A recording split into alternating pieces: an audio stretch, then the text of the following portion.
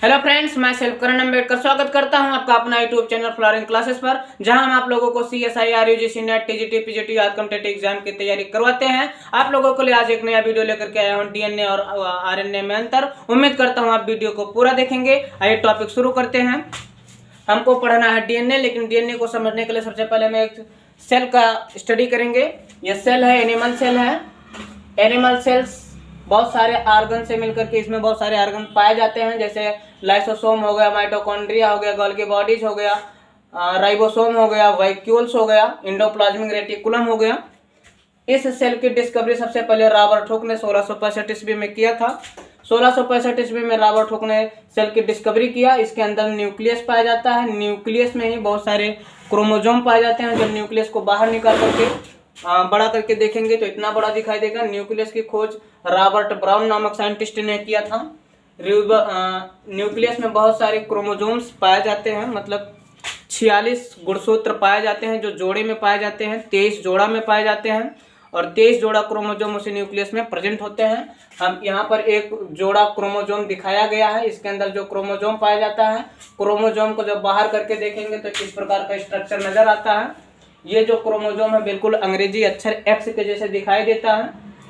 इस क्रोमोजोम की खोज हाफ मिशर नामक वैज्ञानिक ने किया था। हाफ मिशर वैज्ञानिक ने जब इस क्रोमोजोम को देखा तो इसके अंदर कुछ और दिखाई नहीं दिया।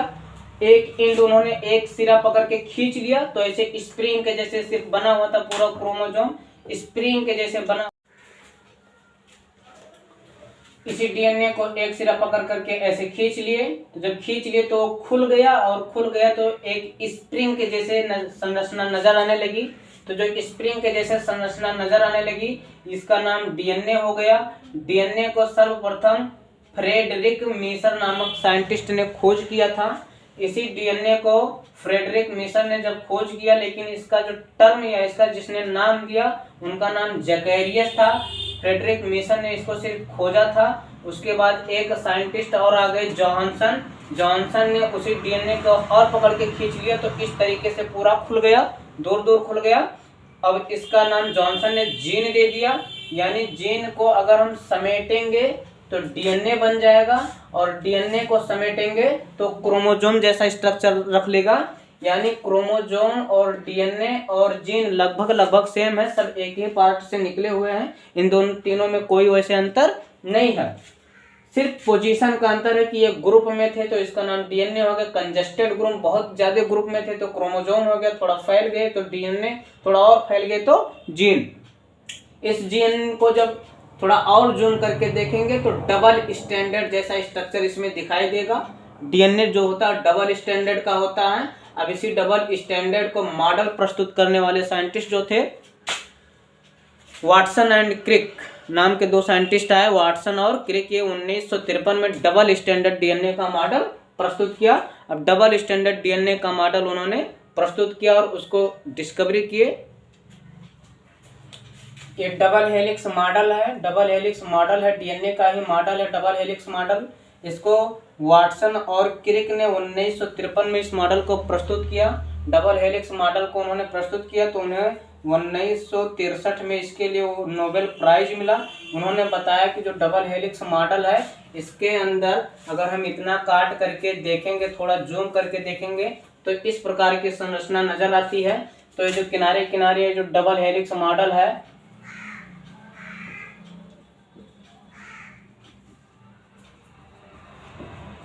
ये डबल हेलिक्स जो मॉडल है ये पेंटोज शुगर से बना होता है। यानी ये पेंटोज शुगर से बना होता है, और एक पेंटोज शुगर मॉडल या स्ट्रैंड जो होता है, ये दूसरे स्ट्रैंड से बीच में बेस पेयर होता है, जिसे हम नाइट्रोजन बेस पेयर होता है। ये नाइट्रोजन बेस पेयर एक स्ट्रैंड को दूसरे वाले स्ट्रैंड से जोड़ते हैं। यानी एक स्ट्रैंड दूसरे वाले स्ट्रैंड से नाइट्रोजन बेस से जुड़ता है। तो ये मान लेते हैं आपका एक स्ट्रैंड ये है आपका जो पेंटोज और शुगर से बना होता है, और दूसरा वाला ये है जो पेंटोज शुगर से बना होता है। इसके बीच में जो नाइट्रोजन बेस है, ये नाइट्रोजन बेस इस वाले नाइट्रोजन बेस से हाइड्रोजन बॉन्ड से जुड़ते हैं, या हाइड्रोजन बॉन्ड से जुड़ता है।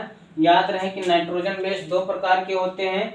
एक नाइट्रोजन बेस आपका प्यूरीन होता है, प्यूरीन में पाए जाने वाले नाइट्रोजन बेस या तो एडेनिन और ग्वानिन हो सकते हैं। और एक होता है पिरिमिडीन में जो नाइट्रोजन बेस पाए जाते हैं उसमें थायमीन और साइटोसिन होते हैं। एक स्टैंड पर प्यूरीन होता है और एक स्टैंड पर पिरिमिडीन होता है। इस स्टैंड का जो प्यूरीन होगा, एडेनिन होगा, वो थायमीन से जुड़ेगा। तो अगर थायमीन से जुड़ रहा है एडेनिन तो डबल बॉन्ड से जुड़ेगा जो हाइड्रोजन बॉन्ड होते हैं। अगर इसी का ग्वानिन दूसरे वाली पिरिमिडीन के साइटोसिन से जुड़ रहा है तो 3 बॉन्ड से जुड़ते हैं। मतलब अगर एडेनिन होगा तो वो थायमीन से जुड़ेगा हाइड्रोजन बॉन्ड से, 2 हाइड्रोजन बॉन्ड से, और ग्वानिन होगा तो साइटोसिन से जुड़ेगा 3 हाइड्रोजन बॉन्ड से। यानी जो डीएनए होता है, डीएनए के अंदर जो नाइट्रोजन बेस होते हैं ये आपस में जुड़े होते हैं हाइड्रोजन बॉन्ड से। अगर एडेनिन होगा तो थायमीन से जुड़ेगा डबल हाइड्रोजन बॉन्ड से, अगर ग्वानिन होगा तो साइटोसिन से जुड़ेगा ट्रिपल हाइड्रोजन बॉन्ड से। ये रहा आपका डीएनए। अब हम थोड़ा आरएनए पर डिस्कस आरएनए देखेंगे। आरएनए का पूरा नाम राइबो न्यूक्लिक एसिड है। आरएनए की डिस्कवर सर्वप्रथम कुंजे ने किया। क्योंकि आरएनए 3 प्रकार के होते हैं, एक होता है एमआरएनए, एक होता है टीआरएनए। यानी आरएनए 3 प्रकार के होते हैं, एक होता है एमआरएनए, एक होता है टीआरएनए और एक होता है आरआरएनए। यानी एमआरएनए, टीआरएनए, आरआरएनए। आरआरएनए लगभग पूरे आरएनए का 80% होता है, जिसकी डिस्कवर कुंजे नामक साइंटिस्ट ने किया। कुंजे ने जब आरआरएनए को देखा तो चूंकि आरआरएनए बहुत स्टेबल आरएनए है, ये स्टेबल आरएनए है, इसलिए हम इसको यस आरएनए भी कहते हैं। ये CSIR पिछले 2020 में CSIR में पूछा था कि स्टेबल आरएनए को किस आरएनए को स्टेबल आरएनए कहा जाता है। आरएनए का फॉर्मेशन डीएनए से ही होता है। यानी जब डीएनए रेप्लिकेट करता है तो इसके बॉन्ड जो होते हैं टूट जाते हैं। टूटने के बाद वो 2 बॉन्ड में अलग हो जाता है और हर बॉन्ड में वही एडेनिन, ग्वानिन, थायमीन। जो आरएनए में क्या होता है कि उसमें डीएनए में थायमीन था और आरएनए जब बन जाता है तो थायमीन की जगह पर यूरेसिल आ जाते हैं। यानी जो आरएनए होता है पहली बार तो वो सिंगल स्ट्रैंडेड होगा। यानी जैसे एक सिंगल स्ट्रैंड है तो आरएनए में होगा सिंगल स्ट्रैंडेड, आरएनए में सिंगल स्ट्रैंडेड होगा। और आरएनए में जो बेस पेयर होते हैं, जो नाइट्रोजन बेस होते थे, एक एडेनिन होता था, उसके बाद ग्वानिन होता था, उसके बाद साइटोसिन होता था, थायमीन की जगह पर यूरेसिल हो जाता है आरएनए में। अब आरएनए के हम डिफरेंसेस देखेंगे। उसके पहले आप लोग एक कॉलम बना, हाँ यहाँ कॉलम बन गया है। डीएनए एक साइड लिख लेंगे, आरएनए एक साइड लिख लेंगे। डीएनए और आरएनए में हमको अंतर देखना है।